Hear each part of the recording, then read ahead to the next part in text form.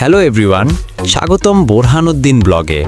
আজ আমি আপনাদের নিয়ে যাব পৃথিবীর অন্যতম বিখ্যাত এবং বিলাসবহুল একটি রাস্তায়।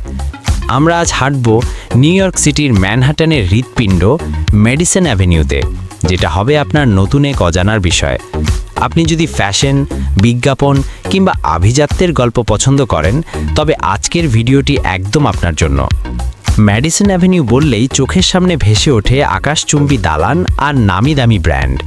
1836 সালে এই রাস্তাটির নামকরণ করা হয়েছিল আমেরিকার চতুর্থ প্রেসিডেন্ট জেমস ম্যাডিসনের নামানুসারে, কিন্তু এর বিশেষ পরিচিতি তৈরি হয় বিংশ শতাব্দীতে। একসময় এই রাস্তাটি ছিল আমেরিকার বিজ্ঞাপন জগতের বা অ্যাডভার্টাইজিং ইন্ডাস্ট্রির প্রধান কেন্দ্র। এখনও ম্যাডিসন অ্যাভিনিউ শব্দজোড়া শুনলে অনেকের মনে বিশ্ববিখ্যাত বিজ্ঞাপন সংস্থাগুলোর কথা ভেসে ওঠে। তবে বর্তমানের ম্যাডিসন অ্যাভিনিউ মানেই হলো বিশ্বের সবচেয়ে দামি এবং প্রিমিয়াম রিটেল শপিংয়ের ঠিকানা।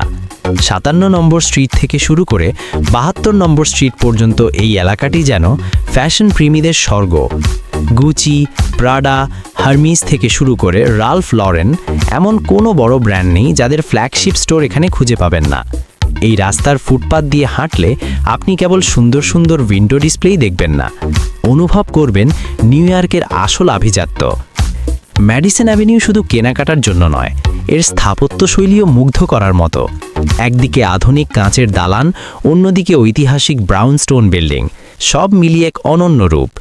কাছেই রয়েছে বিখ্যাত সেন্ট্রাল পার্ক, যা এই ঘিঞ্জি শহরের মাঝে একটু প্রশান্তির ছোঁয়া দেয়। যারা একটু নিরিবিলি অথচ প্রিমিয়াম পরিবেশে ম্যানহাটনকে দেখতে চান, তাদের জন্য ম্যাডিসন অ্যাভিনিউ সবসময়ই সেরা পছন্দ।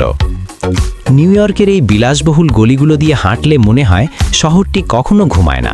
এ যেন পৃথিবীর ভেতরে সবচেয়ে ব্যস্ত একটি শহর। কেমন লাগলো ম্যাডিসন অ্যাভিনিউ নিয়ে আমাদের আজকের এই ছোট্ট সফর? কমেন্টে অবশ্যই জানাবেন। আর নিউ ইয়র্কের আরও এমন সুন্দর সুন্দর জায়গা দেখতে আমার বোরহানুদ্দিন ব্লগ চ্যানেলটি সাবস্ক্রাইব করে পাশেই থাকুন। দেখা হবে পরবর্তী ব্লগে। ধন্যবাদ।